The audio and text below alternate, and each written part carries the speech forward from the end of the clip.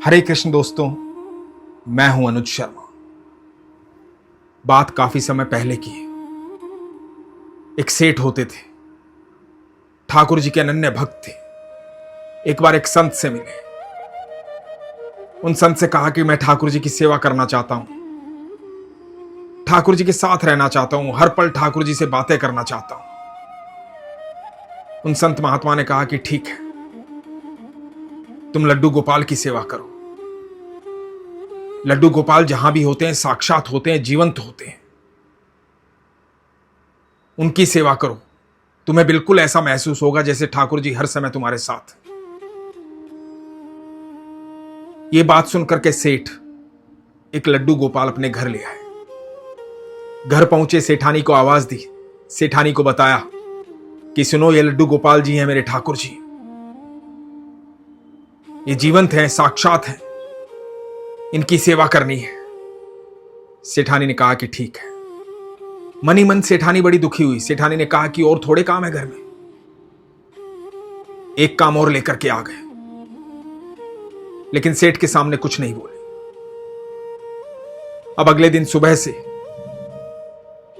सेठ ने भगवान की सेवा आरंभ कर दी। भगवान को अपने भाव से निमंत्रण दिया, भगवान से बातें करने शुरू की। सुबह जल्दी उठते, उन्हें स्नान करवाते, पोशाक धारण करवाते, भोग लगाते, नित्य पूजा पाठ करने के बाद अपने काम पर जाते और सेठानी को बताते कि इस प्रकार सेवा करनी है, इस प्रकार भोग लगाना है, दिन में भोग का ध्यान रखना। सेठानी जैसे तैसे सेठ की बात मान करके सेवा कर रही थी, लेकिन मन नहीं था, फिर भी कर रही थी, क्योंकि सेठ ने कहा था। सेठ जी सुबह घर से जाते तो ठाकुर जी को बता के जाते। सेठ जी आते तो आकर के ठाकुर जी को सारी दिनचर्या बताते। सेठ जी को बड़ा आनंद आ रहा था। ऐसा लग रहा था कि रोज भगवान से बातें करते हैं, भगवान के सानिध्य में बैठते हैं, भगवान को भोग लगाते हैं। सेठानी देखती थी कि जब देखो जब मंदिर के सामने बैठे रहते हैं, लड्डू गोपाल से बातें करते रहते हैं। पता नहीं पागल हो गए हैं क्या। एक पीतल की मूर्ति क्या बात करेगी। सेठानी को यह भाव समझ में नहीं आता था, लेकिन सेठ जी को अपने ठाकुर जी का आभास होता था। एक बार हुआ यूं, सेठ जी को कुछ दिनों के लिए बाहर जाना पड़ा। तो सेठ जी ने कहा कि मैं सप्ताह भर के लिए बाहर जा रहा हूं, तो तुम ठाकुर जी की सेवा करना। सेठानी ने कहा कि ठीक है। सेठ जी अपने काम पर चले गए।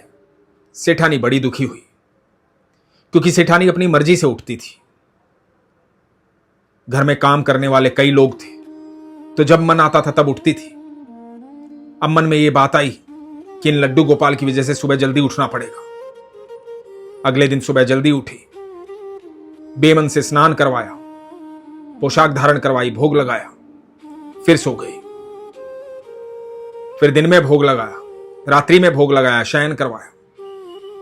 2-3 दिन सेवा करने के बाद सेठानी बड़ी परेशान हो गई। बोली कि मुझे तो आराम ही नहीं मिलता है, सारा दिन लड्डू गोपाल की सेवा में लग जाता है। गुस्से में आकर के लड्डू गोपाल को उठाया और अपने बगीचे में खड्डा खोद करके लड्डू गोपाल को मिट्टी में दबा दिया। और मन में सोच लिया कि सेठ जी आएंगे तो कह दूंगी कहीं चले गए तुम्हारे लड्डू गोपाल। अब सप्ताह भर के बाद सेठ जी आए। जब सेठ जी घर पे आए तो सेठ जी आते ही सबसे पहले लड्डू गोपाल के पास गए, अपने ठाकुर जी के पास गए। जाकर देखा कि मंदिर में ठाकुर जी नहीं है, तो सेठानी से पूछा कि ठाकुर जी कहां है, मेरे लड्डू गोपाल कहां है, कहां विराजमान है वो। सेठानी ने कहा कि 2 दिन हो गए, लड्डू गोपाल तो यहां नहीं है। सेठ जी ने कहा यहां नहीं है मतलब।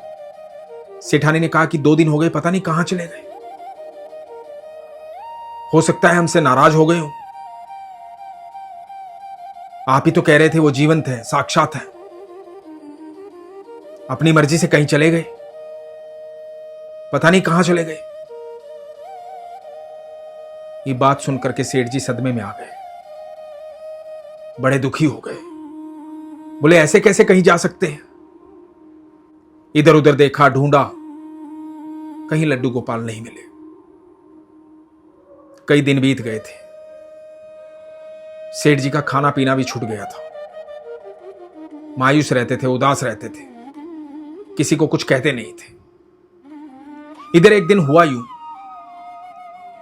कि सेठ जी के बगीचे में जो माली काम करता था, वो माली बगीचे की खुदाई कर रहा था। सेठ जी घर पर नहीं थे। खुदाई करते करते एक जगह जाकर के उसने देखा, खुदाई में लड्डू गोपाल निकले। जब खुदाई में लड्डू गोपाल निकले तो माली बड़ा हैरान हो गया कि वाह, धरती से भगवान निकले।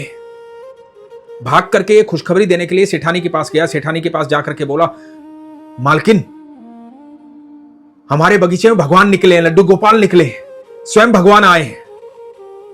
ये बात सुनकर के सेठानी हड़बड़ा गई, एकदम घबरा गई। जोर से चिल्ला करके बोली, कहां बगीचे में निकले? तुम्हें कहां से मिले? माली ने कहा कि मैं वहां खुदाई कर रहा था। किसने कहा था खुदाई करने के लिए? तुम बिना पूछे ये खुदाई उदाई क्यों करते हो? तुम उतना काम किया करो ना जितना बताया जाए। सारा खोद के रख दिया यहां पे। किससे पूछा था? किसने कहा था? माली एकदम घबरा गया। सेठानी बोली कि तुम ढंग से काम नहीं करते हो, जाओ यहां से, आज के बाद मत आना।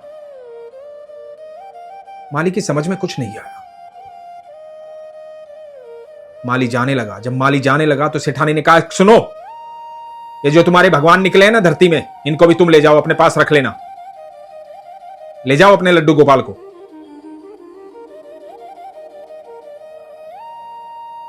माली ने लड्डू गोपाल की तरफ देखा। पूरे मिट्टी में सने हुए थे, मोटी मोटी आंखें दिखाई दे रही थी, होठ दिखाई दे रहे थे। ऐसा लग रहा था जैसे लड्डू गोपाल मुस्कुरा रहे हो माली को देख करके। माली ने लड्डू गोपाल को लिया और सेठ के घर से आ गया। अपने घर पहुंचा और जाकर के अपनी पत्नी को आवाज दी कि सुनो, देखो कौन आया है। पत्नी आई, कौन आया है? देखो, तुम भगवान से इतनी प्रार्थना करती थी ना कि हमें संतान नहीं है, हमें संतान नहीं है, हमें संतान दे दो भगवान। भगवान स्वयं आ गए हैं हमारी संतान बन करके। लड्डू गोपाल आए हैं, मुझे मिले हैं, स्वयं आए हैं, अपनी इच्छा से आए हैं। माली की पत्नी ने देखा मिट्टी में सने हुए लड्डू गोपाल, मोटी मोटी आंखें दिखाई दे रही हैं, चेहरे पर सुंदर मुस्कुराहट दिखाई दे रही है, पूरे मिट्टी में सने हुए हैं, बड़े सुंदर लग रहे हैं। माली की पत्नी ने अपने हाथों में लिया और कहा कि कितने सुंदर हैं ये, कितने प्यारे हैं ये। माली ने कहा कि मैं स्नान करवा के लाता हूं। और लड्डू गोपाल को लेकर के माली स्नान करवाने गया। पहले लड्डू गोपाल के ऊपर से मिट्टी उतारी, मिट्टी एक तरफ रखी, लड्डू गोपाल को स्नान करवाया और अपनी पत्नी के हाथों में दिया और कहा कि इनको पोशाक धारण करवानी पड़ेगी, भोग लगाना पड़ेगा, इनकी सेवा करनी पड़ेगी, लड्डू गोपाल है। पत्नी ने कहा कि बहुत अच्छे से जानती हूं, हमें इनकी सेवा करनी पड़ेगी, ये सेवा का अवसर हमें दिया है, हम बहुत भाग्यशाली हैं, भगवान ने अपनी सेवा के लिए हमें चुना है। माली ने अपनी पत्नी से कहा कि ये जो मिट्टी इनके ऊपर से उतरी है, इसका क्या करूं? पत्नी ने कहा कि अपनी छोटी सी बगीची है ना, उसमें डाल दो। और माली ने वो मिट्टी उठाई, अपने घर के बाहर की छोटी सी बगीची में डाल दी। माली अंदर आया। माली ने कहा, बस एक बात की चिंता है, एक बात तुम्हें नहीं बताई, मुझे लड्डू गोपाल तो मिल गए लेकिन नौकरी से निकाल दिया। अब मेरे पास कोई नौकरी नहीं है, कोई काम धंधा नहीं है,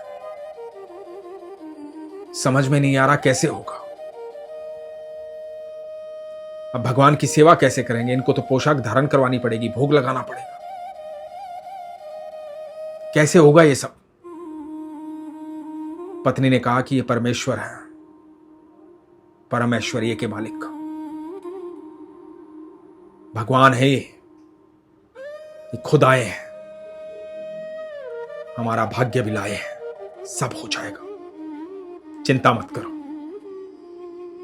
उसके बाद भगवान की सेवा होने लगी। जैसा रूखा सूखा माली और उसकी पत्नी खाते थे वैसा ही भोग लगाते थे।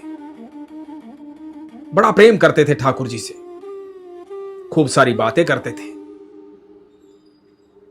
दोनों पति पत्नी को यह लगने लगा था कि हमारे घर में नन्हे लल्ला आए हैं, भगवान ने संतान दे दी है अपने रूप में।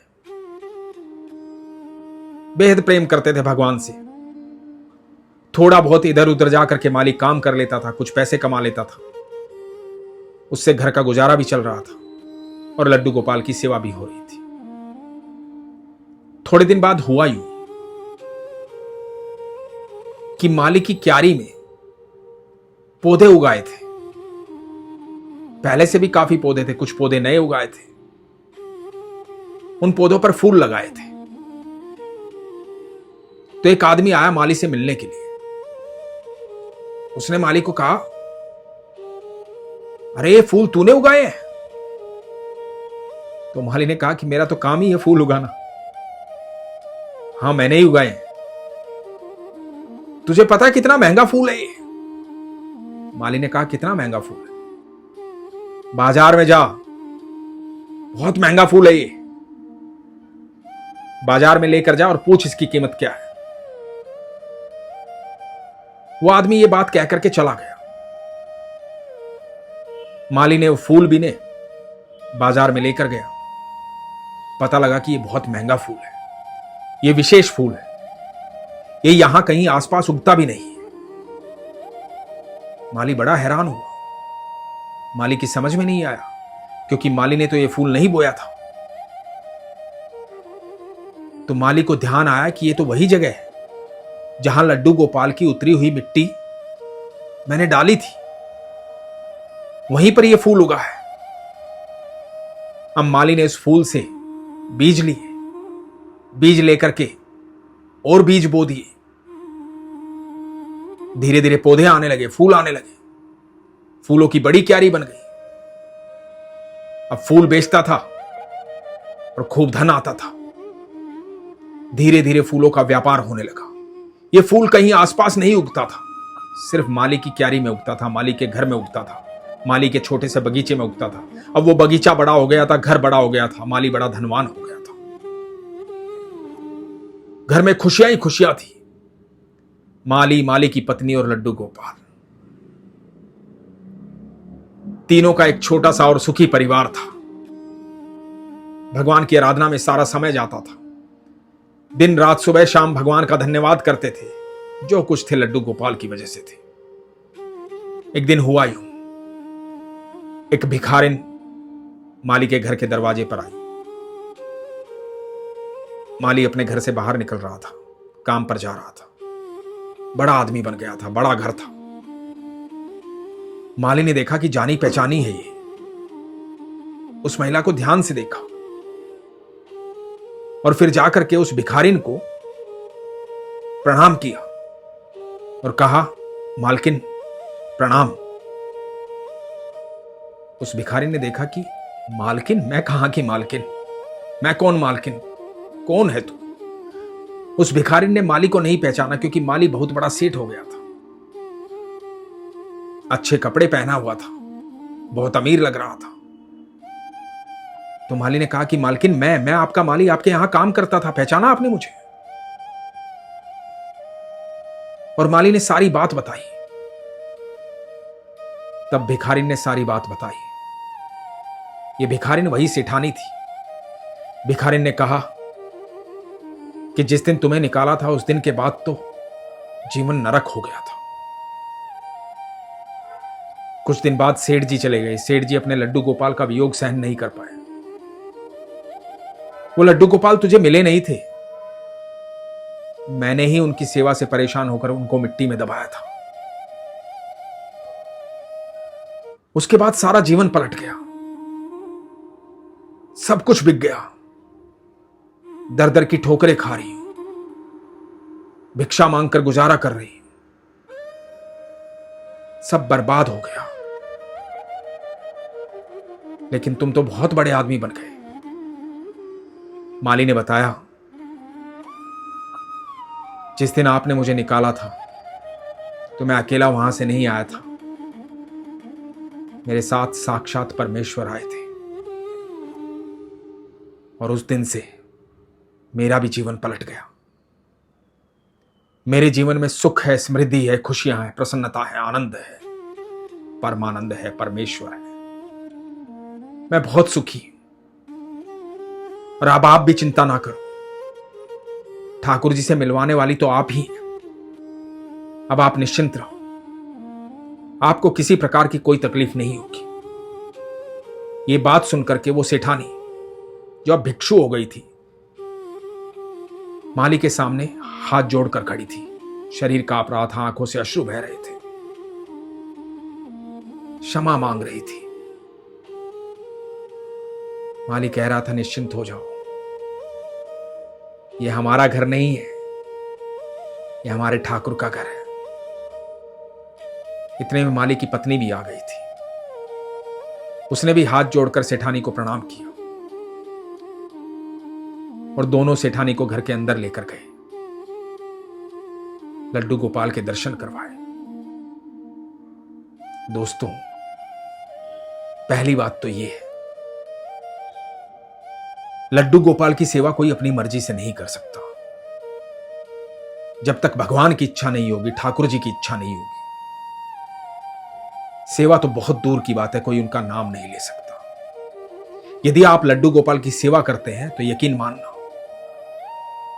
आप ईश्वर के बेहद प्रिय हैं। ईश्वर आपसे सेवा लेना चाहते हैं, ईश्वर आपको अपने सानिध्य में रखना चाहते हैं। और दूसरी बात यह कि लड्डू गोपाल के आने से जीवन बदल जाता है। हां, बदल जाता है। क्यों बदल जाता है? क्योंकि भगवान श्री कृष्ण परमेश्वर हैं, परम ऐश्वर्य के मालिक। वो जहां भी होंगे ऐश्वर्य साथ होगा, वो जहां भी होंगे ऐश्वर्य होगा। जब भी आप भगवान का ध्यान करते हैं, भगवान के सानिध्य में रहते हैं, भगवान से प्रेम करते हैं, ठाकुर जी को अपने भाव से निमंत्रित करते हैं और संपूर्ण विश्वास रखते हैं, तो यकीन मानना, आपके जीवन में बदलाव होना तय है। आपका जीवन निरंतर बदलता जाएगा, लेकिन इसके लिए विश्वास होना चाहिए, प्रगाढ़ विश्वास। इसीलिए हमेशा कहता हूं, अपने विश्वास को मजबूत रखो, अपना ख्याल रखो। हरे कृष्ण।